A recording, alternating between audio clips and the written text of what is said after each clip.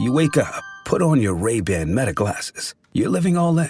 You realize you need coffee. So you say, "Hey, Meta, how do I make a latte?" Brew 2 shots of espresso. After Meta AI gets you caffeinated, you're ready for some beats. "Hey, Meta, play hip-hop music." You head to meet some friends, but can't remember the place. "Hey, Meta, call Eva." Ray-Ban Meta glasses, the next generation of AI glasses. Just say, "Hey, Meta," to harness the power of Meta AI. Shop now at meta.com/smartglasses. Hello, it is Ryan, and I was on a flight the other day playing one of my favorite social spin slot games on ChumbaCasino.com. I looked over at the person sitting next to me, and you know what they were doing? They were also playing Chumba Casino. Everybody's loving having fun with it. Chumba Casino is home to hundreds of casino-style games that you can play for free anytime, anywhere. So sign up now at ChumbaCasino.com to claim your free welcome bonus. That's ChumbaCasino.com and live the Chumba life. Sponsored by Chumba Casino. No purchase necessary. VGW Group. Void where prohibited by law. 18 plus. Terms and conditions apply. Take a deep dive into the stories making the news headlines across the world. The News Agents. We're not just here to tell you what's happening, but why. From me, Emily Maitlis. And me, John Sopel. With Global's award-winning podcast, The News Agents, dropping daily, covering everything you need to know about politics and current affairs. And The News Agents USA. Listening to The News Agents on America's #1 podcast network, iHeart. Open your free iHeart app and search The News Agents to start listening. Good morning, ladies and gentlemen, and welcome to video message number 29. It's Bob here. I got a question. I woke up yesterday morning with a spring in my step. Start later, please. I could never know if the day was Fast forward ahead. Listen up, the ratings just came in for last month. We are #1. We just grabbed every key demographic. Super duper, gang. Yeah! Super duper. That's nice. Way to go. Neato, gang. Yes. Boy, that is good news. It is the 30th day of December 2024. We're almost done with 2024. Good morning, everybody. Welcome to Monday morning on the Power Trip Morning Show. Yes, we're live, at least a few of us, as we are still on baby watch. Meat Sauce and his beloved still at the hospital, waiting on the baby to come out. Everything's great. They're just waiting until the baby's ready. The Vikings win. The Vikings win 9 in a row. Come on now. We are 14-2 and headed to Sunday night, 7:20 versus the Lions in Detroit with everything on the line. Break that down with Ben Lieber and so much more. So let's get her started. Here's some comedy from Jim Gaffigan. Power Trip Morning Show, our last broadcast of the 2024 year, starts right now with some comedy from Jim Gaffigan right here on the Power Trip. So come on in. I am glad you are here. I wasn't prepared for all the activities kids have. You're picking up your kid and bringing them to an activity and then bringing them to another activity. And if they don't have an activity, you have to think of one or they'll smoke meth. You're always looking for an activity as a parent. I took my kids to Ripley's Believe It or Not.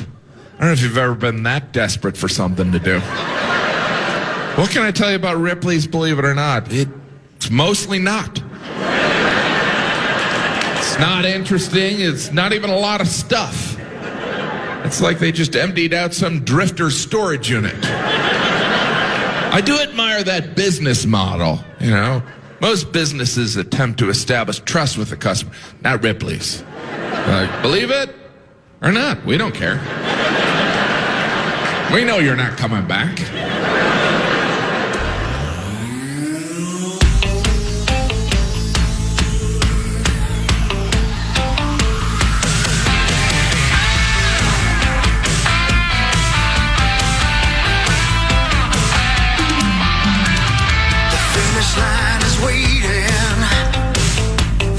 On your side, you hear the distant thunder.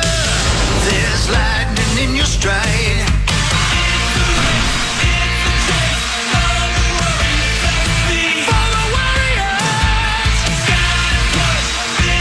Welcome to the Power Trip Morning Show, Monday, December 30th of 2024. All right, Chris and Zachary, I'm going to try to be optimistic and pessimistic simultaneously. Ready? That's on brand. Yeah, both, though. I'm going to do both. Yeah.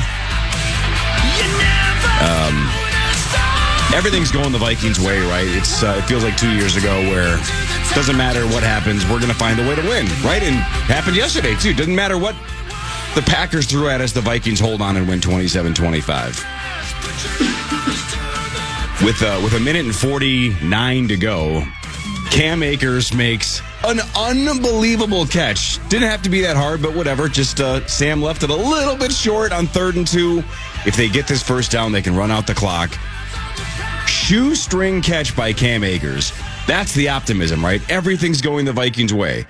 A team that doesn't have everything going their way, that one just gets dropped and the clock stops, and then we're in big trouble. Do you guys feel like if Cam Akers had dropped that ball, the Vikes were going to lose? Nah. Really? I don't, man. Not this team. I don't. There's something going on. I don't know. The way the Packers had just marched in the 4th, doesn't matter. I think Cam saved the day. But again, that's the optimism is I think a lot of Vikings teams in the past, we have that ball hit the ground, but Cam finds a way to snag it. Yeah, there's nothing about this team that makes me think that we're going to lose ever. For that same reason you just mentioned is why I would have not been as pessimistic as I would in the past, because they would have had one timeout to march down. Hopefully Ryan wouldn't have shanked it or put another line drive to the 40. Mm-hmm. And this defense, I keep saying they've got those bend, but they don't seem to break, even though it wasn't the most, wasn't the fourth quarter you would have wanted in terms of points by the Packers, but they still pulled out the W, and there's just a sense of calm no matter how bad things get on that sideline. There's a sense of they are in control, and I've never seen anything like it before, man. This is both Packers games, though, they just came surging back, and the Vikings obviously held on to win both of them. The Packers 0-5 against the top 3 teams in the NFC. You know what's weird? And it's sort of, I guess, it's like meat sauce when he fell down the steps. You know, you're walking along and you're thinking about what you're going to eat tonight, and maybe like regretting something you said to somebody at work, and life is moving. And then suddenly you're on the ground because you hit ice and you didn't know ice was there. And you look up and you're like, what the hell just happened? Yeah. That's what happened in the fourth quarter to me. I'm still not sure how they came screaming back. I don't know what we did wrong. I know that we had, obviously the interception, but then he marched us right back down the field. There were a couple of penalties that were ridiculous. But suddenly I was like, wait a minute, how could we possibly we might lose this game? How's that possible? Yeah. But again, we talked to Cam Bynum at the end of the game, and I talked to Grenard about it after that. It's like they just never panic. And Bynum actually said, he's like, I don't want to sound cocky, but I never feel like we're going to lose. Everything's going to be all right. And that's sort of the mindset. I don't know. Crazy, man. Yeah, I think Muss, I think Muss will be here later today, although last week he seemed to be on the fence. Okay, he's not going to be here. But Ben Lieber will be, and Mike Grimm will be here in a minute, too. All right, well, then that's too bad, because I was actually going to give Muss a lot of credit. Nah, don't do that. So now he's not going to be here to hear it. Yeah. But I think he mentioned like a month ago that this is like the most stress-free Viking season he ever remembers. And I couldn't agree more. Like, even though I think we were in trouble if Cam Akers drops that ball, I kind of thought he was going to catch it, if that makes sense. So I know that's being hypocritical, because if you're kind of blindly optimistic that, all right, if he drops that, we can still find a way to win that game and hold on 27-25. But I don't know. I just feel like those kind of breaks are going our way. I didn't want to give Jordan Love the ball back, especially when they scored the touchdown, went for 2. They were specifically setting up to try to win the game in regulation. Mike Grimm will appreciate that. Not come all the way back and tie the game. That's why they went for 2, which I think was the right play. They set up perfectly. They did everything right to kick the game-winning field goal and win by 1. But Cam Akers caught the ball and sniped it. Nice little game for Cam Akers, by the way, too, in general. Which is weird, and we never found out. Maybe Ben did after we separated last night. I have no idea. No idea why Aaron Jones was on the sideline so much. I mean, there was speculation. Maybe it's because of the fumbles, and we were in a situation where we didn't need a fumble. No idea. I saw nothing that said he was injured. He talked to the press after the game, which means he was not injured by definition. So I have no idea why Aaron Jones wasn't in there getting all those carries. I think it was it on the Cam Akers screen play touchdown? I think the play before that was a handoff to Aaron Jones. And Tom Brady on the TV broadcast basically said that's a tell based on where Aaron Jones was set up. He's like, this is definitely a run. He went Romo on it and called it. No kidding. And as soon as they handed it off to Aaron Jones, the Packers swarmed him, and I think he lost a yard or basically went nowhere. And Tom Brady's like, well, yeah, they're trying to get Aaron Jones a touchdown, but everybody in the world knows they're giving it to him. And then I think it was the next play. Maybe it was 2 plays later. They did the screen to Cam, and Cam gets in. Huh, yeah, that's interesting. Maybe just some of the goal line stuff. They thought it was too predictable that Jones was going to get it. Yeah. So I don't know. Don't know. Interesting stuff, man. At one point, like in the third quarter, when we had such a giant lead, I said down the line to Ben, I said, if this game keeps going like this and we win by this much, I'm going to go ahead and just say I finally now believe in this team. Because I've been saying to everybody, it's like I still don't know how good we are. I really don't. I have no clue. And then we almost lost the game. You know what I mean? Like, so it's, I still, as we sit here right now, we may go to Detroit and win and have home field advantage throughout the playoffs. And we might go to Detroit and get stomped. Don't you think this is the fun of the NFL, right? It's the most fun. In the NBA specifically, if everybody's healthy, almost always the best team wins in a best out of 7. Right? Not every time, but almost always the best team wins unless there's a significant injury. Hard to upset a team 4 out of 7. In football, it's just one game. You get a couple of bounces go the wrong way, and you can get sniped. So there's no guarantee. It doesn't matter if you're the Lions or the Bills or the Chiefs. There's just no guarantee. It feels like it is if you're the Chiefs. A little bit. Sometimes. I just think it's cool that the Vikings are one of the 6 or 7 teams that have a legitimate chance this year. They can beat anybody. If they play their best, they can beat anybody. So I think somebody said this last week, and they're right. I wouldn't be surprised if they got bounced in round 1 or if they got all the way to the Super Bowl. Yep. I think the entire spectrum of opportunities is available for the Vikings. Yep. Yeah. That's how I feel about Sunday. I mean, I obviously want them to win, but like, I wouldn't be surprised if they won. They wouldn't be surprised if they lost at this point. It also just feels like the most house money I've ever felt with a sports team. I mean, maybe that's why it's stress free. Yeah. Maybe that's why Muss is saying it just doesn't, because all of this is found money. Yep. Right. None of this was expected. So it's like, well, if we go 4, let's say you lose to the Lions on Sunday, you go 14-3, and then you go on the road in round 1 and lose a close game. That's going to be a disappointment, but we weren't supposed to be anywhere near this. Right. So I don't know. I think that's maybe why a lot of us aren't stressing. Yeah. I didn't stress at all yesterday. Like I said, I did think we were in big trouble if Cam Akers dropped that, but it's not like I was stressing, like on the edge of my seat. I'm like, I don't know. This team's won 8 straight. It's coming to be 9. Only thing I was stressed about was I didn't want to have to look at Packer fans if we did lose that game. Right. After blowing a 17-point lead. I'm sick of them. But I don't know, it's just super fun, and I think it's interesting too because the Lions play tonight. They do, and they're not holding back. They can't. No, they have to. They have to win. You know, I mean, well, Detroit. Yeah, Detroit does not have to win, right? Because they lose. They can lose tonight, correct, and then still beat us next week. But that doesn't matter to Dan Campbell one iota. He has already said he's going for it, full steam ahead here. Yeah, it's a Monday night game, and then we go and play them on. And by the way, it has been. I'm sure if you're just waking up, you might not have heard yet, but it is Sunday night, this coming Sunday. Yep, which makes sense because it's for everything. It's for the number 1 seed in the NFC and technically the NFC North, which is cute, right? But the number 1 seed is so much more valuable. That's huge. You get a first round bye. It'll be interesting next Sunday night if either team starts pulling away. When does the losing team shut down because they have to play the following week? Yeah, I think, I don't know. I think last night and just every game we played this year, if it's the Vikings that pull away, the Lions won't stop. No, it's true. It'll be the Knight and Monty Python, Holy Grail. Yeah, just a flesh wound, yeah. Right. But it feels like, I tweeted this yesterday, this is the first time, I think in my entire life where I've said something like this feels like a dream, and it actually does feel like a dream. Because you look at 14-2, and it just doesn't feel real. If that makes any sense, how did we get here? No idea. We're talking about the final week of the regular season, deciding the number 1 seed. Right now, as we stand, obviously it'll change tonight, probably. But right now, the Vikings are the number 1 team in the NFC. This just doesn't make... Even your lofty predictions, Hawk, which weren't this big, and I was kidding around. I just don't get it. I know. This is just it's a dream season, and yeah, it might end in a nightmare. I don't even care. I'm just happy to be here. I'm happy that we have the biggest game in the NFL this week, game 272. We're closing out the 2024 regular season.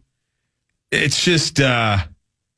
What a time to be a Vikings fan. I wasn't here for 98. My I mean, it was here for 98. I just don't remember it. Mm-hmm. This is, but it doesn't feel like 09. It doesn't feel like 18. This feels so different, so more than anything, just surreal. If that makes any sense. But then again, 18 was weird because he thought the season was over right away with Bridgewater going out. Next thing you know, I don't know. So how about this? Speaking of 98, Chris, I had completely eliminated this from my mind. In my mind, Randall Cunningham played the entire season, 1998, right? No. So last night I heard the stat. Sam Darnold is the first Vikings quarterback ever to win 14 games in a season. I said, well, wait a minute. Did Cunningham not start all? And he didn't. Brad Johnson started the first couple. That's right. And then Cunningham replaced him, I think, midway through the second or late in the second. I forget exactly when Brad Johnson got knocked out of the game. Doesn't matter. So, yeah, the first Vikings quarterback in Vikings history to win 14 games in a season. Incredible. And in again, a regular season. I love it. You know, he throws that interception. They go down and score a touchdown. And then what's he do? He marches us right down the field and we win. Or we score.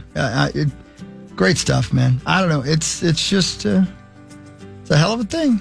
It's a lot of fun, man. I don't know. Anything's possible. That's what Larry Reynolds always says, you know. That's classic, Larry. I know. And every game that Sam does this, it makes it harder and harder to let him just walk. Yeah. I don't know. Franchise tag. I mean, yeah, tag him and trade him, or whatever. I'm just saying in general. Just tag him and keep him. I'm okay, sorry. You're on tag him and keep him team. Yep. Well, again, as of a week or so ago, Ben was still on the tag him and trade him and roll with JJ and keep the money. We'll see if Ben's opinion has changed. I don't think it's going to. I think it's conceptual more than production based. We'll see though. But man, Sam's fun to watch. And knock on wood, but quarterbacks generally don't get injured. He can, I think, either help or even increase his value with one more year with us. Yeah, let him know. You should text him. Send him a text. Do you have his number? I don't know if you can get any more value than this. This is the peak. Well, it is. I mean, but sure, if you run it back and do it again. Unfortunately, but this is the peak. We also have to get value too. We made a really good call. Gave you an incredible opportunity with two of the top receivers in the NFL. So, like I said, it goes both ways. Again, obviously, rooting for Sam to get as much money as he possibly can.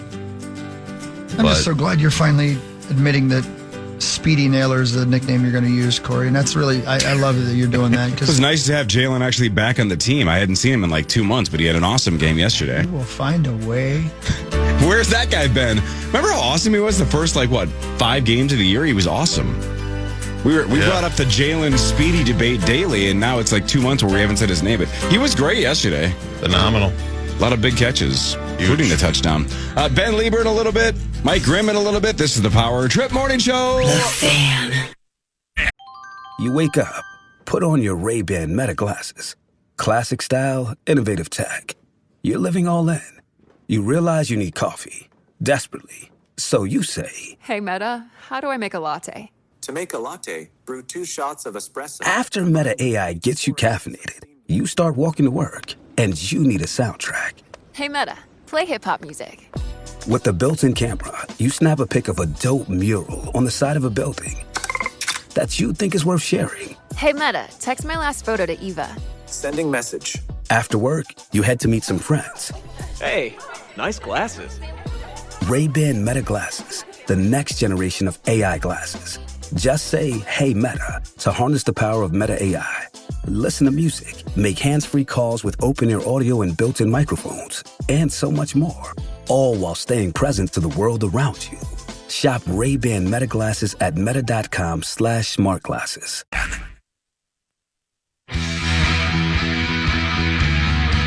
Wherever you're heading this morning, whether you're heading to work or whatever you're doing, going to the airport, be careful. The main roads seem to be pretty good, but the fog hanging out there and it just being around the freezing mark. I slid through the stop sign down the street from my house. I turned the corner and got sideways. I had no idea it was going to be like that, and it came out of nowhere. 100%. I think you just said it, but the highways are pretty solid. Yeah. The ramps are a little bit dicey, but man, the side streets are trash. You are correct. Man, so be careful, man. I was coming home from. I'm sorry, Zach. I was coming home from the game last night, and accidents everywhere because people had no idea it was going to be slick. There was like a fatal accident right out by Elk River. Just terrible people. I had no idea. You get on the bridges and suddenly you're sideways. So wherever you're going, y'all be careful out there. Does that go? Well, no, I was just saying, I didn't notice it because I didn't stop at any stop signs. That's one way to avoid it. Yeah, good point. Way to go. Yeah. Just keep on rolling. Okay, so you started the show with a quick baby update, right? That's right. That, little baby Lambert, not here yet. Not here yet. Right, scheduled for the inducing last Friday. Yeah. Believe it got pushed back until Saturday, but now we're still waiting, right? Right. That's right. So, but hold that for a second. Okay. I thought we had another full-on, I could really use a dome dog moment, right? Right. If you guys have listened to the Power Trip Morning Show or KFAN for a long time, you will know the story that when Justin Gard and I were at the Final Four, I believe in New Orleans, we were panicking trying to get on the air because we couldn't get a connection. And Sauce was back running the board. And we're trying to talk to him down the line. We're trying to figure out how do we get this thing connected in the next 5 minutes. We're supposed to be live at 2 o'clock. What is going on? And we thought Sauce would be running around up and down the halls with his hair on fire, trying to figure it out. And as Justin and I are helpless, we're scrolling Twitter, just hoping that Sauce figures out a miracle. And we read Sauce tweeting, I could really go for a dome dog right now. And we're like, Sauce, what are you doing? Oh right? It's just random Metrodome thoughts. Get us on the air. We had 3 or 4 or 5 minutes. It's the most meat sauce thing of all time, right? I thought we had another one of those on Friday. I didn't know that they had pushed back the inducing yet, right? Induction, technically, is that correct? I don't know. Inducing, induction, it doesn't matter. What's your function? Middle of Friday, Sauce tweeted, does AJ Hawk ever say anything on the McAfee show? Mm-hmm. And I'm like, is this son of a bitch sitting at the hospital? His wife's about to birth his son, and he's mad because AJ Hawk doesn't talk enough on the McAfee show. I'm like, Jesus Christ. And then it sounds like maybe he wasn't even at the hospital. No, they weren't yet. They didn't have a bed yet. Yeah. So I was so disappointed when I found out that he was not there. Like, he is hate tweeting AJ Hawk. He's about to have the greatest day of his life, and he's mad that AJ doesn't say enough. I love it. Did you hear him yesterday with Muss and I? No. So he called in, and they were at the hospital, and he was like, yeah, here's something. The bed I slept on last night, I didn't know it folded out to big bed, so I slept on a little bed last night. We're like, cool. And I was like, I could just hear him all night, like, oh, this bed sucks. And meanwhile, his wife is so pregnant, she can barely breathe, waiting on her baby to come out, and the baby's in there going, I don't want to come out yet. It definitely is. Yeah, and right. And the baby, the baby's like, I tried to come out, I couldn't get out, so I quit. Well, that was what I heard. Jeff Lambert gave me a text on Friday night, said that 90% of the baby was out, everything but the head, but they just weren't sure how to get the head out. Yeah, right. So it sounds like the baby's fine, but it's just been hanging there for 3 days. It's got a giant head, I guess. Oh, man. No. That's great. I do know that this is possibly Sauce's nightmare, because last week he had mentioned, I'm not staying in the hospital for 8 days. We'll go home. Yeah. So it's going to be hilarious if they induce and then they get her there in 3, 4, 5, 6 days. Yeah, I don't know, man. I didn't Marty say they popped her water balloon or something like that at one point? Oh, yeah, they sent her home, and it was, what did she say, 7 or 8 days? Yeah, right. Took her, a full week after getting induced. I don't know. Maybe it's happening right now. I have no idea, but we'll let y'all know. And you know what he's thinking right now is taxes. And I could really use a dome dog. That too. Yeah, right. Well, somebody's gonna have to help me with that. So let's say the baby's born today, and they can do the write-offs and stuff and tax breaks for 2024. Mm-hmm. I mean, if it's born on Jan 1, they still get it for 2025. Well, it's the same. Here's the thing. You think long term. Mm-hmm. A lot of us think short term. And so he's thinking, like many of us, in the instant money. Impatient category. Which, by the way, you want to talk about his impatience. Oh, boy. Yeah. This has got to be driving him batty. Yeah, right. I actually don't blame him in this instance, but still. It's tough, man. Why don't we break her water? Yeah. Jeez.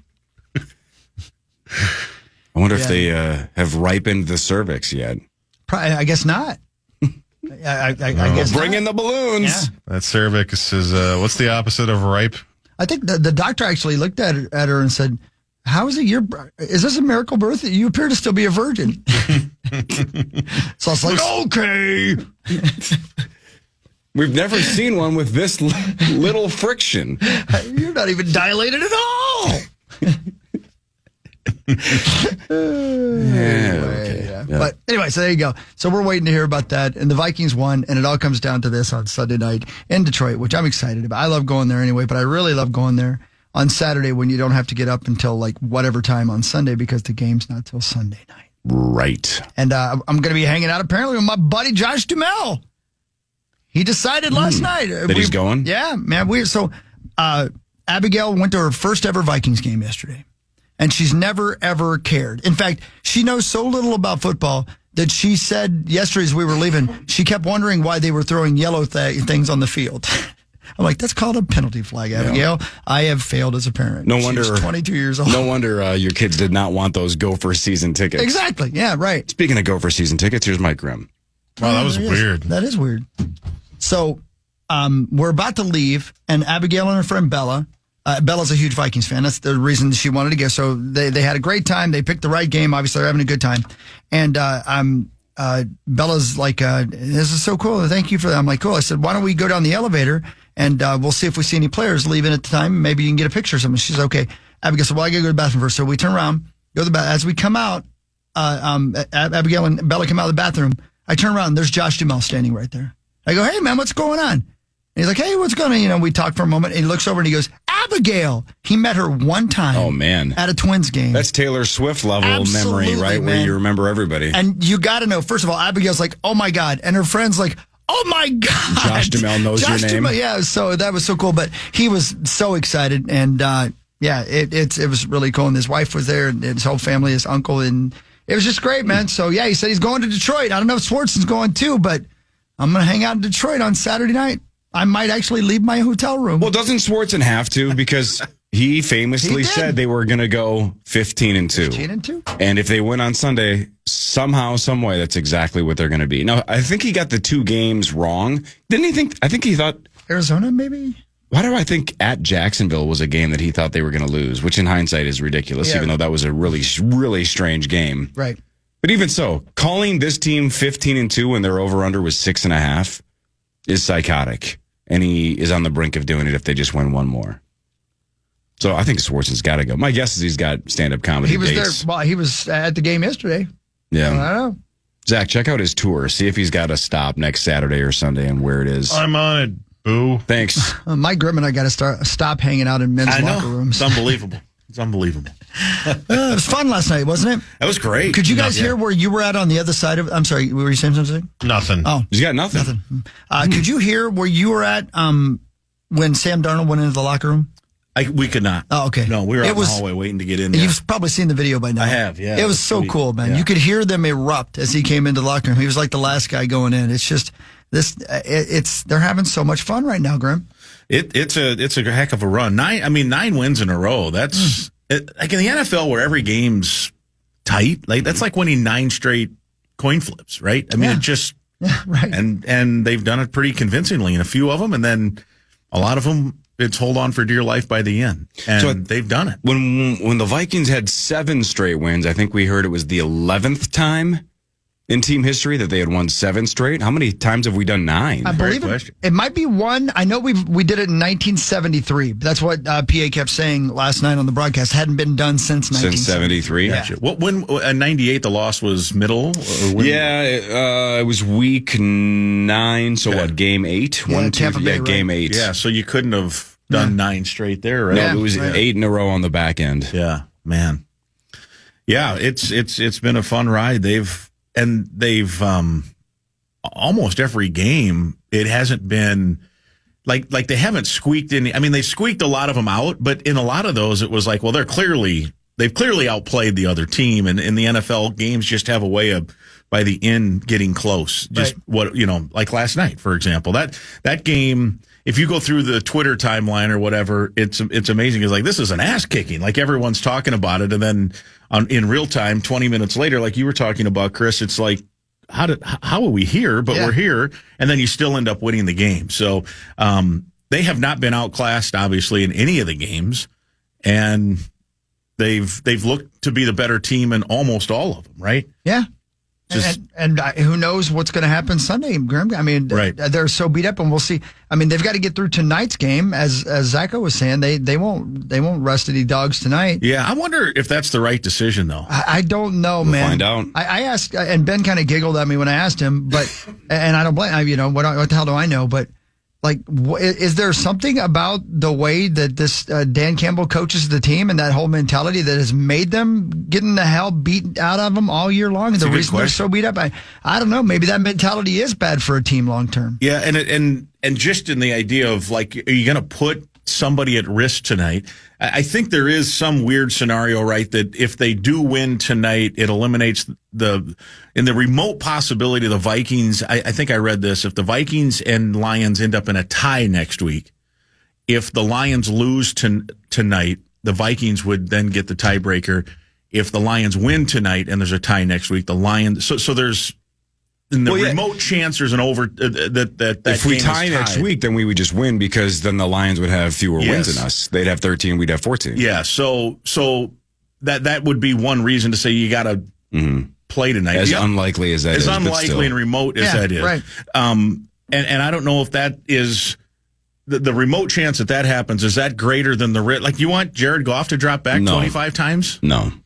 Do you? I mean, to have the tie card in your back pocket. Guy? I mean, Montgomery's probably not going to be ready for the playoffs. Not do you worth want it. him to jam it in there, 25 times? No. Well, you got to do what you got to do.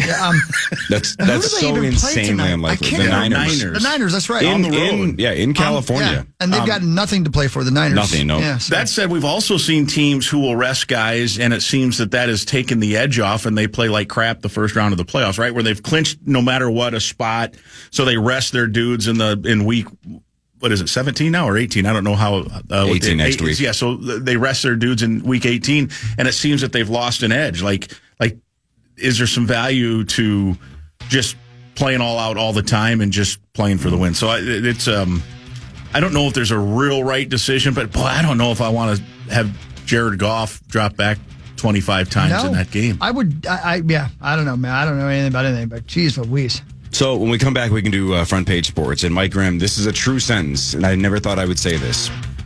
Yesterday when Tom Brady spoke, I thought of you. Oh, nice. Very nice. I've been compared with Tom Brady in a lot of... Yeah. No, this is because you two are the opposite. I'll explain after this. Because very good. You understand something about football that Tom Brady apparently does not. That doesn't surprise me.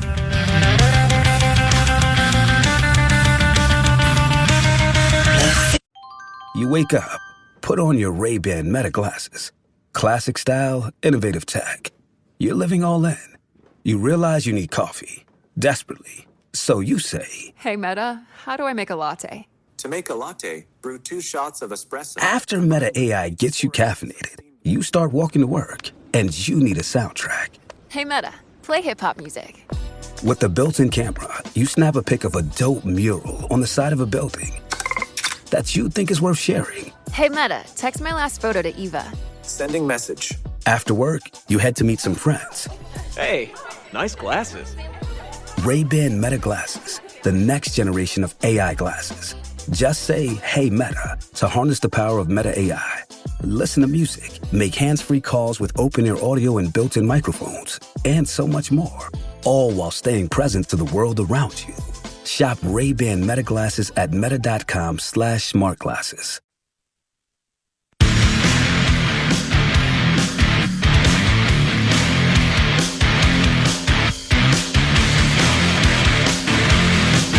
Good morning, everybody. Yeah, we are live on the Power Trip Morning Show this morning.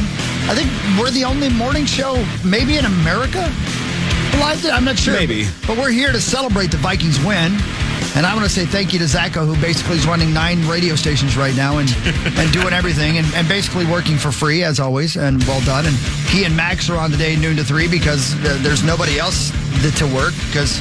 I don't know. I'm sure you're getting paid for that. Probably not. And every radio station. And so, could you take care of every in Fort Lauderdale as well?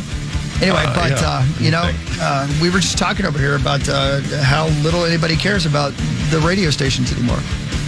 Sorry, I'm about to go off here. I'm about to lose my mind. But anyway. By the way, meanwhile, completely changing subject. Sorry. But it just popped up, and I've thought about. I think we've said this on the show a couple times. We like to have Channel 11 once in a while on here, right? Because our friends Alicia Lewis, she's not on this morning, but she's on usually on Sunrise. Yeah, Zach's got to go over and take care of their station too. Yeah, they just showed a live shot from Minneapolis St. Paul Airport, right? Like, hey, look, here's the lines right now, and TSA and this and that. I've always thought when they go live to the airport, what if you're flying somewhere with your side piece? Yeah. And your wife's watching. I like Alicia Lewis. I'm going to see what the new. And then, what the hell?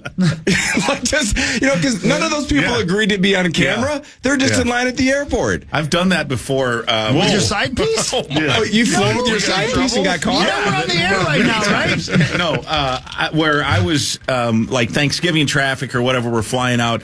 And so I'll hold the phone up, take a snapshot, send it to our news people, and then they have a story about how busy it is. And that's just a nice little stock photo to have of people waiting in line. And I've always thought about that. I wonder if someone clicks on that and then zooms in and, my husband's got business. And then, well, hold it. Who's the lady in the dress next to him?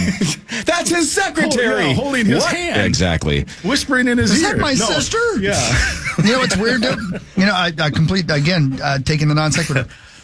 I couldn't find anything to watch last night when I got home, and I couldn't stand another moment of football because I had been at the stadium since 10 yesterday. And who cares about Washington and Atlanta? Right. And by the way, Washington won. It didn't matter, but who cares? Right. So I was like, I turned on a documentary about that one dude who did Girls Gone Wild. Yep, Joe Francis. Yeah. Has anybody seen that besides me? No. It's a series. I don't even know what, Hulu maybe. Anyway, the point is, I remember how big a deal that was, how giant it was. Huge. What I did know, I knew that there was trouble, and for obvious reason. What I didn't know is how many of those women, first, were like 15, 16 years old. Didn't know that. Second, had no idea they were going to be on video. Like sometimes, especially early on, they were, kids having a good time, smashed. Somebody'd say, show us your boobs. Yeah. And they would film it. And then the one girl was on the cover of the VCR tapes. And she was, I think, 15 or 16 years old. Whoops. I know. Dude, you have no idea how bad it was. So what was the ultimate? Did this guy go to jail? The guy went to jail, or he went. Is he hiding in Mexico? Yeah, that's right. He's on the run, I believe. Yeah. I think he is not allowed to come back. So this was the first time he'd done an interview with anybody. I've seen the first episode, so I'm not sure, to be honest with you, what the end of the story is. So he's on the run, but he agreed to do this interview? Well, see, that's the thing. I don't know if he did go on the run. I don't know if he still is on the run. I got to watch the rest of the day, and I'm sure we could find out by looking. But that's the rest of the story is the one girl who was on the cover had no idea they'd even filmed her. Just ridiculous, man. So anyway, that's rough. Yeah, so there you go. Usually they make you sign waivers. And back then they did nothing like that. Nothing. Wow. Nope. Nothing like that. So anyway, but the Vikings win. Vikings won. The Vikings win, and apparently the quarterback in Philadelphia's got tiny hands. Which one? Pickett? Yeah. There's a whole thing on Bible right now I'm looking through. You know what I'm talking about? Well, that was what hurt his draft stock. Now, it turns out he hasn't been that good. He was like a late first-round pick for the Steelers. He was going to be their next guy, but part of his knock was that he had small hands. You got to see when he tried to pull the ball down to not throw it, but the ball was too big for his little hands, and they've got so many views of it and people making fun of his tiny hands. Wrong sport for small hands. I know, and the poor guy's like Play the rest hockey. of his body's normal size, but his hands are tiny. Let's do front page sports because I do want to talk about how Mike Grimm apparently understands football more than Tom Brady. Front page sports presented by Holiday Station Stores. Holiday Station Stores, buy two get one free. Monster Energy. I went with the white Monster today. That's not a euphemism, but you can get two at Holiday for a limited time, and then get a third for free. Buy two get one free. Monster Energy at Holiday. All right, Sauce isn't here. He's not here to defend himself. I actually think Tom Brady almost every week is getting better and better and better and better. I thought he was good. Good a couple months ago. I think he's really solid, really, really solid. And this is his first year, and I know he's getting paid $1 bazillion. Got exposed a little bit yesterday when it comes to game theory. Greg Olsen continues to get better and better. Yeah. Like, he has a really good grasp on modern analytics. Brady, for a guy who won 7 Super Bowls, was, I think, beyond baffled why the Packers went for 2 on the first touchdown. He didn't quite understand it. Yeah. And As soon as he was confused and admitted, man, I don't know why they did that. They had a lot to lose there. And I'm like, oh, my God. I immediately thought of you. Yeah. Because, like you and I always talk about, when you are down 14, and in this case it's 17, but we'll get to that in a second. When you're down 14 in the fourth, you want to go for 2 on the first touchdown for so many reasons. But the main conceptual reason is you're not trying to come back to tie it. You're trying to come back to win it because you don't want to go to overtime because then it's a 50-50 proposition again. At best. Right. You lose a coin toss and it's 40-60. So the idea is you go for 2 on the first one because then if you get the second touchdown, then an extra point wins the game. If you fail on the first 2-point conversion, your consolation prize is still going for 2 the second time. And then, all right, we don't want to go to overtime, but we still have a chance at overtime if we get the 2-point conversion on the second one. Correct. That's the conceptual theory. Let's try to kill it in regulation. So yesterday, the Vikings are up 17 points with 6.5 minutes to go in the fourth. The Packers score, so it's 27-16. Right? 30 years ago, you kicked the extra point. Right. But people have realized, well, that doesn't make any sense because then it would still be, it's 10 points. Yeah, and overtime sucks. Right. And I think what happened to Brady and Burkhardt, because Burkhardt didn't understand it either, is why would you kick the extra point to go down 9? 9's still 2 possessions, too. True. It is. It's still a 2-possession game. You still need a miracle. But exactly what happened is exactly why you go for 2 the first time. Then 4 minutes later, they score a touchdown again. They kick the extra point. Now it's 27-25. Now, if Cam Akers drops that ball and the Packers get it back, they don't need a field goal to tie. They have an opportunity to kick a field goal to win. Correct. So the Packers did everything correct, and Brady was baffled by it. Yeah. Yeah. I mean, and it is changing. You see it more often that teams will try to pull that off. But I came to a conclusion. I was just telling you during the break. I was, for whatever reason, I think because I've done in person the Detroit Bowl game so many times now in my life, I was watching that game. Of course you were. Whenever that game was. Over the weekend, maybe, I can't remember. Whenever they played that game, day after Christmas, I think. Yeah, exactly. Yeah, you were watching it, I'm sure. I was not, but I did read about it. So it's Pitt and Toledo. And they play a nice game, gets to overtime. And in the college game, they play the overtime where you get the ball at the 25. Each team gets a chance. In the second overtime, you have to go for 2 if you score a touchdown. But you can kick a field goal as well if you get to 4th and whatever. And then once you get to 3 overtimes, it just becomes a 2-point conversion shootout. So at some point, if you're going to win the game, if it gets to a 3rd overtime, you are going to have to convert a 2-point conversion. You cannot win the game, period. If it's because you can, like in the regular overtime, you can stop a team or give up a field goal and still win it with a field goal or a touchdown, what have you. But once you get to that 3rd overtime, it's impossible to win the game without at some point you having to score a 2-point conversion. So Toledo in the bottom half of the second overtime, they in the top half held Pitt held Toledo to a field goal. So Pitt is now down 3. Touchdown wins it. Field goal sends it to the 3rd overtime where you have to now convert a 2-point conversion to even have a chance to win it. If they convert it, then you have to convert it for a chance to go to a 4th and a 5th. And it ended up going to like 6 or 7 overtimes. I forget how many. Bottom of the second, they hold them to a field goal. So now you have a chance to win it with a touchdown. 3rd down, they get to the 1-yard line. So now it's 4th and 1 from the 1. If you kick a field goal and send it to the overtime, now you have the ball and you get it right away because you get it now in the top half at the 2.5-yard line where you now need to make a 2-point conversion and then hold them. Where if you just take it from the 1, you either win or lose right there. And you're probably, 65% chance or better from the 1 in some way, shape, or form. The frigging coach of Pitt decides we're going to kick it and go to a 3rd overtime. They take the ball right back and they convert from 2.5 yards out on the conversion. Well, so does Toledo. And it goes to 6 or 7 overtimes, and Toledo eventually wins. Good. That is the definition of playing not to lose as opposed to my conclusion is this. This is what I believe now, having watched that game, and why coaches, the real macho coaches, and Pat Narduzzi's the Pitt coach, and he's full of testosterone, Mr. We're tough nose, blah, blah, blah. And it's fine. He's a good coach. They've done good things at Pitt. But the distaste of losing is so, like they just can't stand to lose. They would rather delay it. like I'm not even going to put myself at risk to lose because it's so distasteful to me to lose a game. We're going to try to win it later. Like, even if it's a coin toss. Let's say it's a coin toss from the 1 yard line. You still should go for it, right? Go for the win in the game. And so I give credit. I don't know who was doing the game. Fortune favors the bold. Yeah. Right? Go for it. Go for it. And it's the Detroit Bowl game. Who cares? Who cares? But his theory, I believe, was it's so losing is so distasteful. It's interesting. I'm just going to delay it. Well, Chris, how about this? You grew up a Bengals fan, correct? That's right. Yeah. Mm-hmm. Did you wait till you hear this? Let's talk game theory for a second and rip Sean Payton, even though Butthole Eyes Sauce isn't here to call him Butthole Eyes. I will. What a game! Saturday night's slate of games. Saturday's games were terrible. Right, the first one sucked. I didn't think the second one, the third one was very good either. It was low scoring. It was close, but it was a waste of time. Tied up, yeah. But the Broncos-Bengals game was epic for so many reasons. But so Joe Burrow scores with a minute and a half to go. I thought it was interesting that Cincinnati scored so early, where you really could have used the clock. That's a whole nother debate. But they score and they give Denver way too much time. With 8 seconds to go on fourth down, Bo Nix throws up a miracle and Marvin Mims comes down with it with a player on both sides of it. Crazy catch, fantastic finish.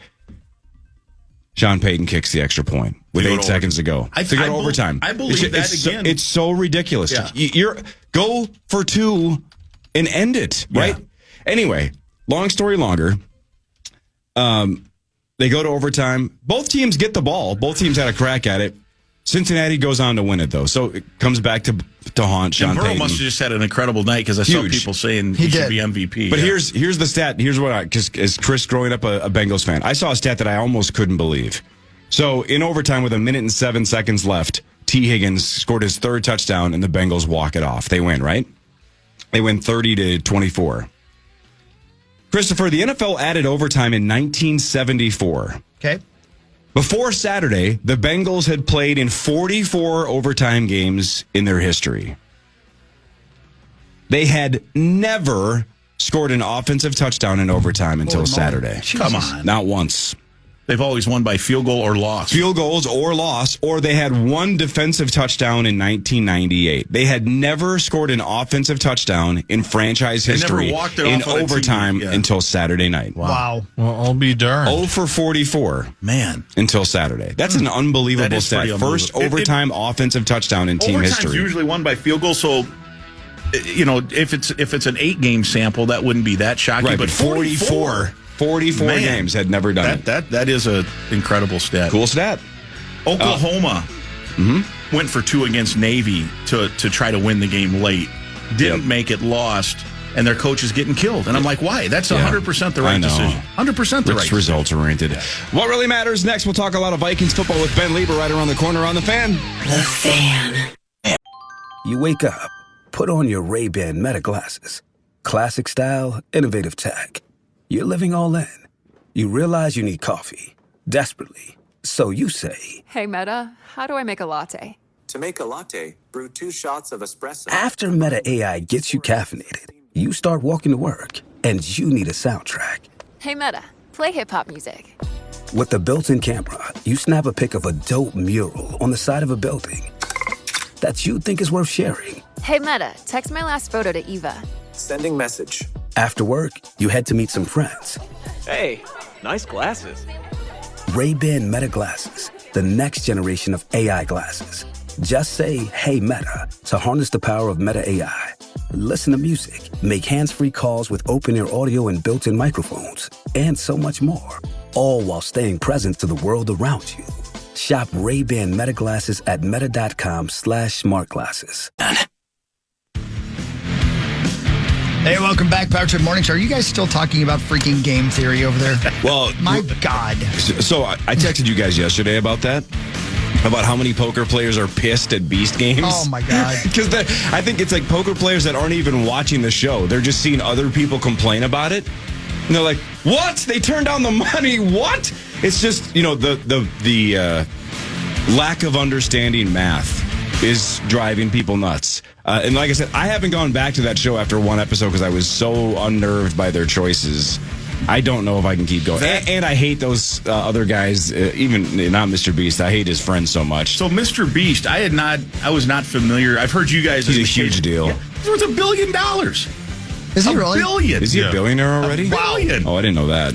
So my son and his girlfriend were watching, and they were watching one of these games where they're like all on a platform, and if one guy jumps, that guy gets the money and nobody else does, but nobody wants to let the team down. And so some gal jumped before the countdown started, so it was like 50 people got eliminated, and she didn't get the money either. It was brutal. So I'm just curious. I'm like, well, how does this guy afford? How could he be giving away $5 million? So I just click on it. He's worth $1 billion. He's 30 or 32, something like that.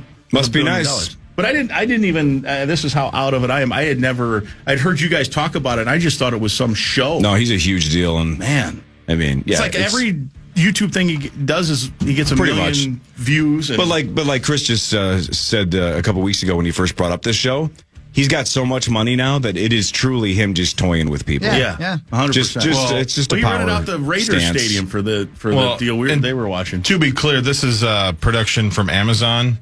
So he has that one YouTube video that you saw. Yeah. That's kicked off the whole thing, but they put $121 million into this Beast Game show. Jeez. So it's Amazon MGM Studios. So this is a major motion picture. The new one. Yeah. Has it started yet? The Beast Games? Yeah. Yes. It is. What are they, 3 episodes now? Okay, gotcha. And I can't stop watching it. When's the next episode? Do you have any idea? Next Thursday. Yeah. So it's Thursdays from now on. Oh, okay. Till they get to the end. Is there one contestant you guys like yet, or do you still hate them all? I don't even know them apart. Is that one gray-haired guy that looks like your guy from 311? Yeah, that's. I know who you're talking about now. Yes. Yeah, right. What's his name? What, the lead singer or which one? The tall, skinny guy. Yeah, Nick. Nick, yeah. Looks like Nick Hexum. Really? Hi, Ben. Killed him. Hi, Ben. Hi, guys. What are you guys talking about? Beast Games? Yeah. Have you seen it? No. Okay. Have your kids seen it? No. Oh, they haven't watched it either. I'm surprised that my boys haven't brought it up because it's kind of right in their wheelhouse. I love it. It's good. I love it. Highly recommend. If you go into it like Corey does, where you're like they actually like you care about money and all that stuff. Because that's the thing. I've put a lot of thought into that, and like even your text the other day, and I was like, what I realized is they don't care about the money. They want the experience. So if you go into it from a monetary perspective, yes, all those people are idiots, and I would probably be one of those people to say, yes, you are idiots. But I also understand where they're coming from. So you think they're in it more for the fame than the fortune? I mean, long story short, a nice little story about this generation. Right. If you'd rather be on Mr. Beast's show as long as possible than just hit a button and take $1 million. You'd rather be famous than rich. I have lost faith in society. Why would you have any faith in society to begin with? That's a good one. Society. That clip you showed me last week where was it 5 people had a chance to just hit a button and take $1 million, but then they would take their entire team out. And none of them did it. I'm like, I quit. I just hit the freaking button, you morons. I can't watch that. Again, I'm already unnerved. I didn't even see it. I agree with you, but like, I love the fact that there are people that don't press the button so I can watch them toyed around with. You think it's sincere. Like, you think in that situation, all those people really, really want to stay in it for the long haul. Like, there's no collusion. I don't know. Like, I mean, Ben, it's nothing staged, right? Corey just spoiled it. I mean, they basically had more than enough time to press a button where they could have made $1 million. They even were counted. They counted them down. Changes every time. Yeah. Every challenge is different. Gotcha. But for that particular challenge, I think there was 292 players remaining. So whatever that is divided by 4. And each team nominated a captain that they knew was going to be bribed, but they didn't know how much. But they also didn't know, because previously, if you did take the bribe, you and your whole team was eliminated. They didn't find out till after they picked the captain got up there in front of that button that the captain would stay in it and eliminate the whole team. And make $1 million. And make $1 million. Oh. And they didn't hit it. So again, I fully agree. I can't watch idiots for not pressing the button. On one hand, it is, they were loyal to their cares? Well, You just met them. You don't know these people. But I'm saying that you lost faith in humanity. But on one hand, this also shows that maybe they just. I mean, to pass up $1 million. It's not $20. I get it's it. $1 million. I press the button faster than you guys would be left behind. I might give you a couple bucks, but I'd be. Yeah, if it were your actual lives, I would still press the button. If we actually died. Yeah. What was that movie with Cameron Diaz that had that kind of a plot, right? Where you could there was a button, somebody showed up at your doorstep and you could hit a button and you knew somebody there was like 10 or 15 years ago, there was a Cameron Diaz movie.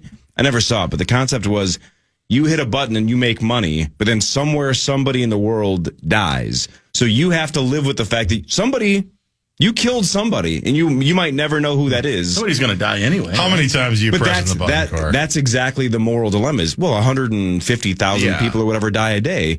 So if I hit it, how is it any different? But you have to live with the idea that you were responsible for that one person. You killed them. As long as it's like you take nobody close to me. What the hell was the name of that movie? Tragedy averted. Push that button. Like I said, I would have pressed the button. It's crazy that there are people that don't. But I love them. It's so entertaining that the fact that there are people who are that stupid to watch do this thing. It was called The Box, and it was based on a book. It looks like called Button. That's a dumb title. That is too. So they just called it The Box. I think they just assumed. Why don't we just have people asking to see Cameron Diaz's box? Ooh. I think that'll work. I pushed that $1 million. How many times did you watch it, Hawk, hoping that that's what it was about? They only got me twice. The budget for that film was $30 million. It made $33.3. That's a profit there. Good enough. And where is Cameron Diaz these days? She retired. That is a name I haven't thought about in a long time. She legitimately retired. Yeah, did she like make an announcement that she's done? Well, yeah, she married one of the dudes from Good Charlotte, and I think they had a couple of kids, and I think she's enjoying that. I think that's the situation. I think Chris is right. Yeah. Benji Madden. That's right. Yeah, that's him. Man, good for her. No relation to Nick. No. Or John. Ben, we don't have a baby sauce yet, but we do have a 14-2 football team. Yeah. It's just as good. Yeah. Yeah, in some ways it's better. I mean. Hey, we have a bowl game. And Grimmer, I don't know how long you've got. So I don't know. I have all the time in the world. Okay, cool. Well, I'll tell you. Which bowl game? The Duke's Mayo Bowl. Oh, that's right. The Gophers are still playing. That's right, baby. There's one game today, right? I don't know. Yeah. No idea. Is it today is it Music City, I think? I don't know. I think Iowa plays Missouri, maybe. Do you think you could do because there's nobody famous from Virginia Tech. No, but yeah, Iowa, Missouri at 1:30 today. Okay. And they're playing in Charlotte in the Duke Mayo Bowl. And Dwayne The Rock Johnson's from Charlotte. Do you think you could do a quote from Moana? Because I'd love to hear you work in "Stay out of it, or you're sleeping in my armpit." Oh man. That's hot. Ooh, I like that. Or one. how about this? If you wear a dress and have an animal sidekick, you're a princess. Say that to Daryl. Oh my God. What's this movie now? It's Moana. I don't know this. You don't know Moana? No. You've never, I've never seen it, but you don't know what it is. Come on, Grimmer. You've never heard of Moana? I have never. How is that possible? You've never heard of it? I've never heard of it. Oh my God. The second one just came out 2 weeks ago, and it was gigantic. Sequel already? Get your head out of the gopher hole, man. Oh, yeah. I get not seeing it, right? Because your kids are way too old for Moana. I get it, but that is super weird. So the Rock's in it with who else? It's an animated. He's the voice? Sure. Yeah, it's like saying I didn't know that the Toy Story was a movie. I've never even heard of the Toy Story when it came Toy Story. No, I'm just messing with that. I do think if you wear a dress and have an animal sidekick, you're a princess would be full. That'd be very funny. You think you can work that in or not? Say it one more time. If you wear a dress and have an animal sidekick, you're a princess. But do you like the other one better? You're getting emails. Yeah. Let me hear the other one. The other one is "Stay out of it, or you're sleeping in my armpit." Two great choices. That's the one. I think that's the one. You like that one? Yeah. You could work that one in. Okay. I'll keep looking, but for right now, that's the leader in the class. Somebody's going to email Learfield and be like, Mike Grimm is so rude to Daryl Thompson. He said, "Stay out of it." Or you're sleeping in my armpit. I did get tweets about the sniff and glue comment. I'm sure. Yeah, well, I mean, everybody knows that one.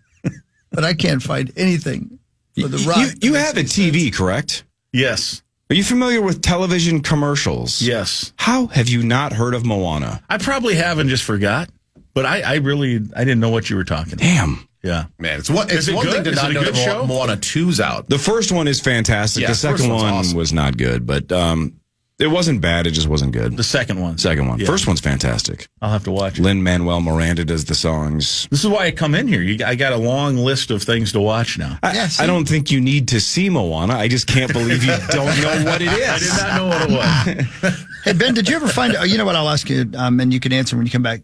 Do you have any information about why Aaron Jones wasn't in the game hardly at all in this fourth quarter? Yeah, I think it became public knowledge at the end of the game. Okay. I don't know what that public knowledge is. I don't either. Okay. Was he dealing with an injury?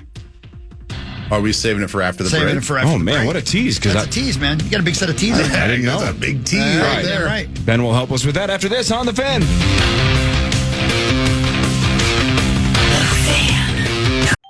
You wake up, put on your Ray-Ban Meta glasses.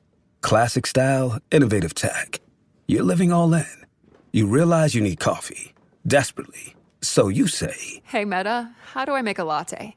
To make a latte, brew 2 shots of espresso. after Meta AI gets you caffeinated, you start walking to work, and you need a soundtrack. Hey, Meta, play hip-hop music.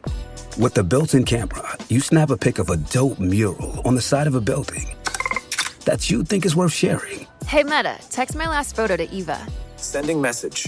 After work, you head to meet some friends. Hey, nice glasses. Ray-Ban Meta glasses, the next generation of AI glasses. Just say, hey, Meta, to harness the power of Meta AI. Listen to music, make hands-free calls with open-ear audio and built-in microphones, and so much more. All while staying present to the world around you. Shop Ray-Ban Meta glasses at meta.com/smartglasses.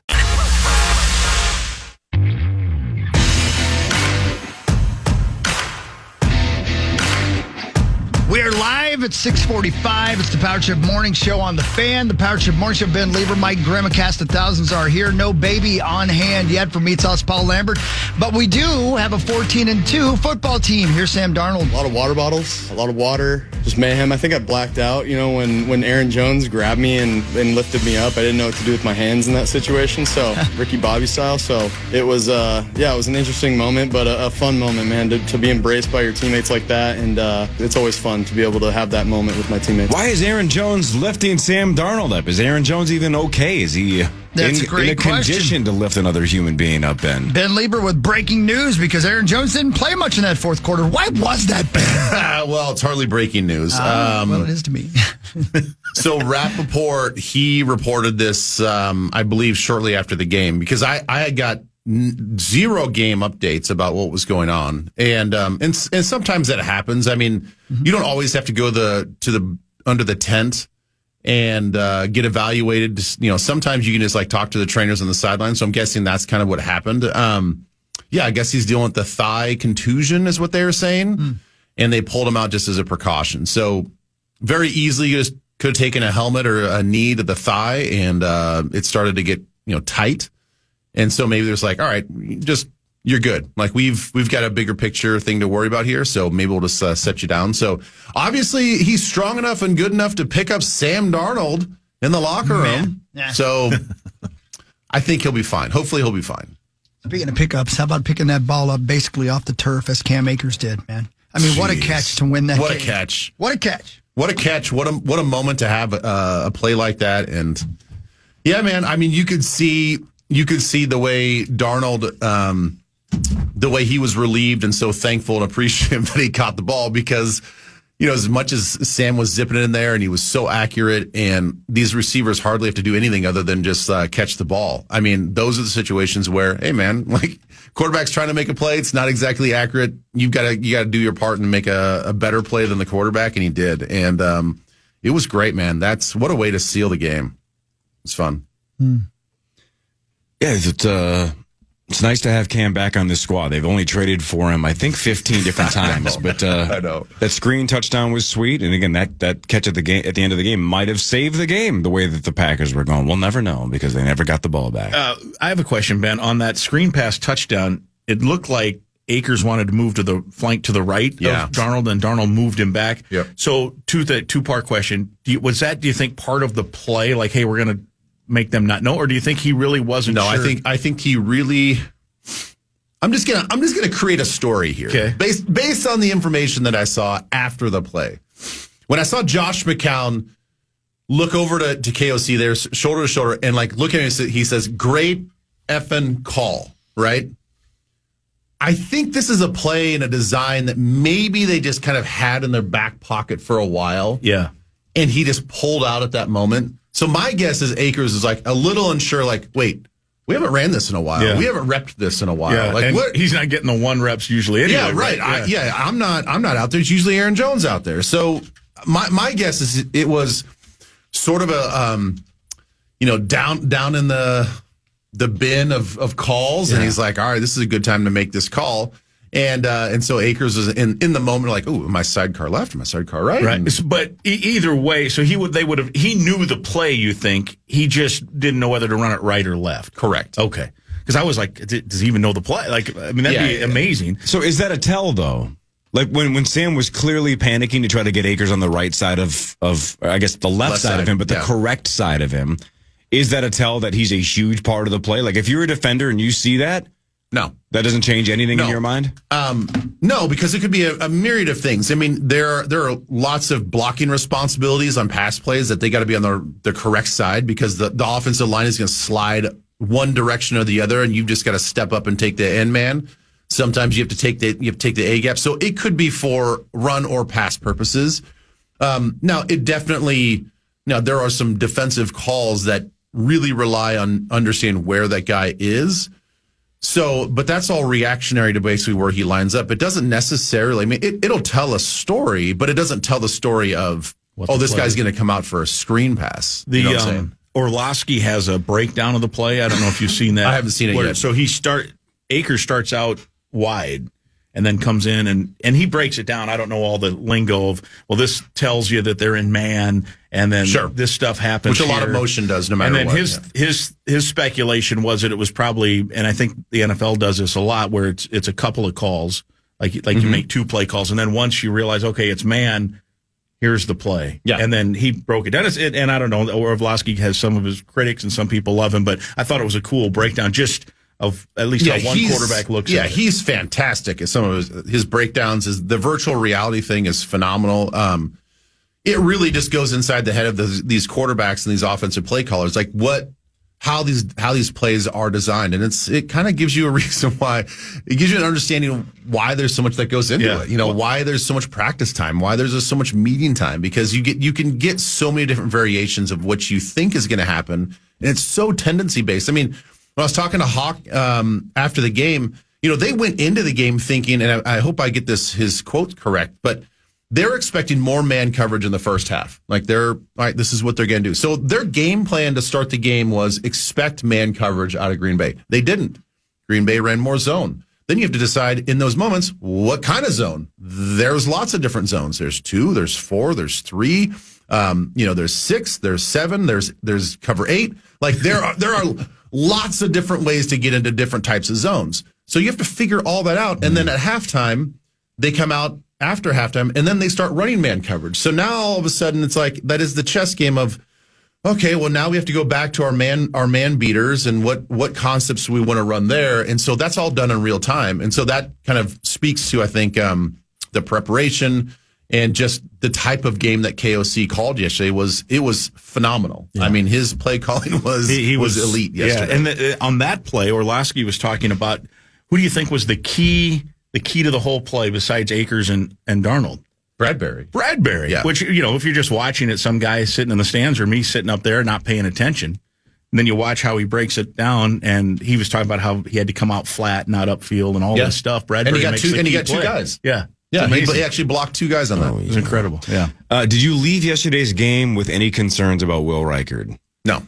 So just chalk it up to long distance ones, and obviously the one that hit the upright.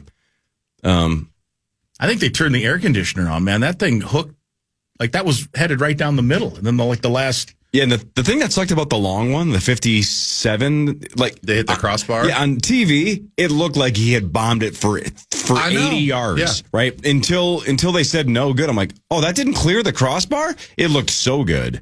I thought so too. But just a little bit short. But and then of course, I still don't understand the phantom offsides at the end of the first half, right? That they said Green Bay was offsides. Yeah.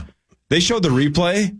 And Burkhardt and Brady and even was it Mike Pereira? They were like, I don't know, guys. Like the number that they called, that guy didn't look like he was any more offsides than the other 10 guys on the Packers. There's one guy, and I never had it circled. I couldn't really see his number.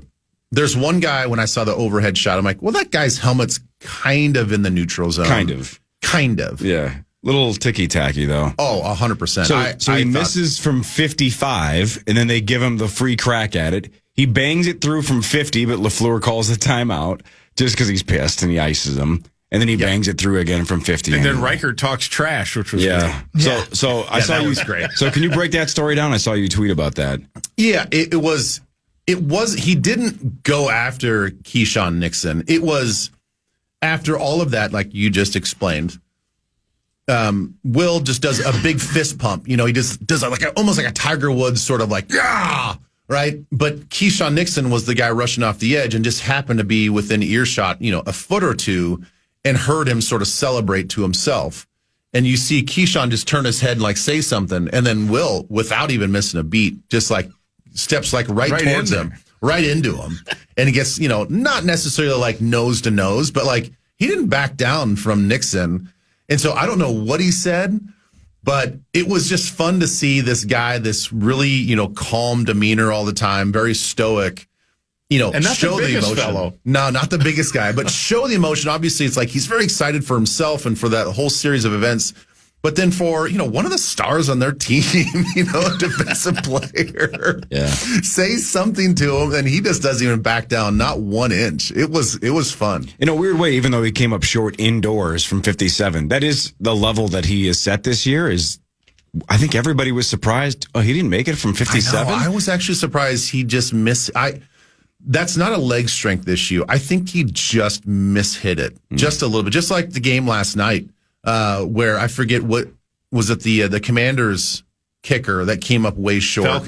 The Falcons kick. Yeah, he was in backup, for the backup. And nothing landed in the middle of the end zone. He just hit it too low.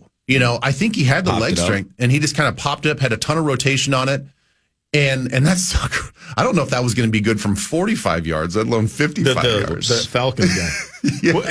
And you can return those kicks in the NFL, right? You can. Were you not surprised that Washington didn't have a guy there? Not really, because I didn't think he was going to be that short. I guess it's easy to say now, yeah. If it was like, closer to 60, I would say, put a guy back there. But wow, that was a bad mishit. Welcome back, Jalen Naylor, right? Where has he been the last couple of months, and why did it click last night? Because it wasn't just the touchdown. It just seemed like he was a bigger part of the game plan, or at least Sam was finding him more. Why did he emerge last night more than he has in the last couple months? That's a great question. I wish I really knew and knew the breakdown, because it has seemed like, all right, take away JJ and that's fine. We got Addison and we got Hawkinson and we can check it down to a running back or two. Josh Oliver doing his check release and, finding some space. And so, yeah, it's been weird, but, and it's not like Green Bay was taking away both Addison and Justin. I mean, they all had a bunch of targets. And so I don't know if they just, again, just saw something in the game plan and said like, all right, well, we need to use Naylor's speed in some of these situations, especially the touchdown and the way they manipulated that coverage. And they were so smart to put him opposite of JJ. And so I don't really know. I mean, I'm sure that KOC is going to be asked that question if he wasn't already asked it last night. Like, was there intentionality during the week of practice to get Naylor more involved? Or is it one of those things that just happened that he was in that spot against that coverage and, Sam found him for those open shots? So the 5 catches was his season high. The 5 targets tied a season high. The 81 yards was his season high. And, of course, he caught a touchdown that was his 6th receiving touchdown, but first since late November. And he started the year with when Addison was banged up, right? He had 3 straight. Remember, 3 straight games to start the year with a touchdown. So he looked like, all right, sweet. We finally got a number 3 receiver. When Addison comes back, we're going to be like locked and loaded. And then Addison and Jefferson have been on fire so much the last, 5 or 6 games. Was it at Jacksonville he dropped the where was that? He had the touchdown. It was right through his arm. Maybe. Chicago, maybe. Yeah, I can't remember now. But that would have put the game away, I remember. It ended up being closer. Maybe to Chicago. Big game for I think it was Chicago. Yeah, huge game for him. Yeah, and what a nice guy. When I interviewed him after the game, I guess after the fact, he didn't realize, that game for people out there that are listening that are not at the game, that interview right after the game on the field is broadcast inside the stadium on the Jumbotrons. Mm-hmm. So he didn't know that. And I guess when he saw himself up on the screen, he was like, oh. Whoops. Yeah. I guess he was like, I didn't know I was going to be like on the Jumbotron. And, he's just a humble guy. I don't know if he wants to be on the Jumbotron. This is play football in front of 65,000, but not talking. I know it is totally different. It's just so weird that a guy that doesn't get nervous about the other thing gets terrified about one thing. Yeah, you don't. You just like it's different when you are the focal point with your helmet off. Yeah. You put that helmet on and you're amongst the other players, like superhero mode. Yeah, you're just in a different mode. There's a movie called The Game Plan that The Rock was in. No. Never heard of it? But he says you don't get abs like these by eating peanut butter patties. Ooh, that's pretty good. That'd be pretty funny. By the way, you've heard of The Rock, correct? Yes. Okay, just checking. Dwayne Johnson. Sure. Yes. Just had to ask at this point. He and what about that Kevin one? I like Hart that have one. had a lot of movies. Sure. Yeah, I'll use that. You don't get abs like these by eating peanut butter patties. There's got to be something from Jumanji too. I'll do that one. I looked at the Jumanji ones. There's a lot of dirty ones. Yeah, there's some good ones in there. Yeah, they're really good. Yeah. That's a good movie. That's a good one. That is I like a good that one. Yeah. All right. We'll do that one. I'll send it to you, Grimmer. Outstanding. Otherwise, Hoda Kotb went there, too, if you want to throw it to Kathy Lee. I'd love to. Oh, you mean... Oh, me too, brother. Oh, God. I love him. Jesus, That's Grim. my boy, Grimmer. That's my boy. Wait, Hoda or Kathy Lee? Yeah. What happened? I don't know. Jeez. I'd love to throw it to her. More of the Power Trip Morning Show after this on The Fan. The Fan. You wake up, put on your Ray-Ban Meta glasses. You're living all in. You realize you need coffee. So you say, Hey, Meta, how do I make a latte? Brew 2 shots of espresso. after Meta AI gets you caffeinated, you're ready for some beats. Hey, Meta, play hip-hop music. You head to meet some friends, but can't remember the place. Hey, Meta, call Eva. Ray-Ban Meta glasses, the next generation of AI glasses. Just say, hey, Meta, to harness the power of Meta AI. Shop now at meta.com/smartglasses. Every day when you log into ChumbaCasino.com, the ultimate online social casino, you get a free daily bonus. Imagine if you got daily bonuses in other parts of your life. I chose French fries over loaded French fries. I asked Stuart from accounting about his weekend, even though I don't care. I updated my operating system without having to call tech support. Collect your free daily bonus at ChumbaCasino.com now. And live the Chumba life. VGW Group. No purchase necessary. Void where prohibited by law. See terms and conditions. 18+. Take a deep dive into the stories making the news headlines across the world. The news agents. We're not just here to tell you what's happening, but why. From me, Emily Maitlis. And me, John Sopel. With Global's award-winning podcast, The News Agents, dropping daily, covering everything you need to know about politics and current affairs. And The News Agents USA. Listening to The News Agents on America's #1 podcast network, iHeart. Open your free iHeart app and search The News Agents to start listening.